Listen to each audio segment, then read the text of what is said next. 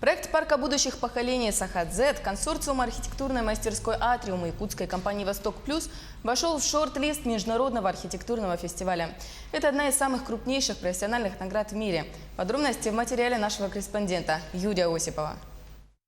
На всероссийский конкурс проекта парка будущих поколений поступило около 80 заявок. Из них на конкурс было допущено 36. Жюри выбрало 5 финалистов, среди которых и был проект «Сахат-Z», ставший победителем конкурса. В целом мы проголосовали за идею, потому что проект «Атриума», он отличается именно инновационностью, креативностью, то есть тем самым задачам, которые мы ставили в тех заданиях перед участниками этого конкурса, как создателями будущего парка наших будущих поколений. Парк будущих поколений разместится на пустыре размером в 2,5 гектара в 79-м квартале Якутска. С победителями конкурса уже заключен договор, и к ноябрю этого года уже будет готова проектная документация и станут известны результаты экспертиз.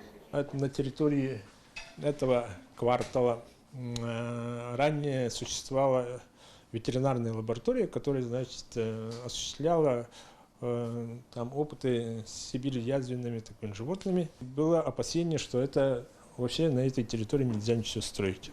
Решили обследовать эту территорию, привлекли для этого Иркутский научно-исследовательский институт противочумный и предоставили нам заключение, что там захоронения сибирь-язвенных животных нету. Единственное, что они рекомендовали все-таки там не проводить работ, связанных с выемкой грунта. Но это небольшой совершенно участок.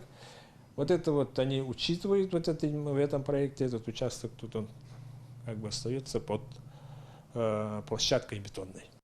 Проект будущего парка отличается тем, что в нем отражена специфика якутской природы и культуры. Согласно проекту, здесь будут спортивные и прогулочные дорожки, амфитеатр, скейт-парк и зона отдыха с видом на пруд. Парк задумывается как круглогодичный, и потому там предусмотрены большие закрытые пространства. Планируется постройка 3 зданий. Здесь будет находиться самое большое здание планируемого парка будущих поколений – молодежный центр. По проекту он будет занимать 4500 квадратных метров. Даже чтобы просто пройти от края до края такого здания, может понадобиться пара минут. Проект уже удостоился большого количества наград. Он вошел в программу 100 городских лидеров, стал победителем конкурса «Жилье и городская среда», а также стал номинантом премии «Золотое сечение». И совсем недавно он вошел в шорт-лист Международного архитектурного фестиваля ВАФ, который будет проходить в Амстердаме. Опыта создания таких городских пространств, вот такого системного, в общем-то, нету. Якутск – самый крупный город в условиях вечной мерзлоты.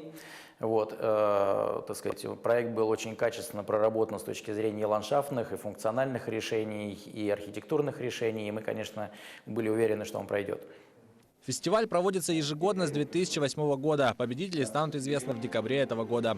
А в Якутске объект планируется ввести к 100-летнему юбилею образования якутской автономии в 2022 году. Юрий Осипов, Джилустан Иннокентьев, Якутск.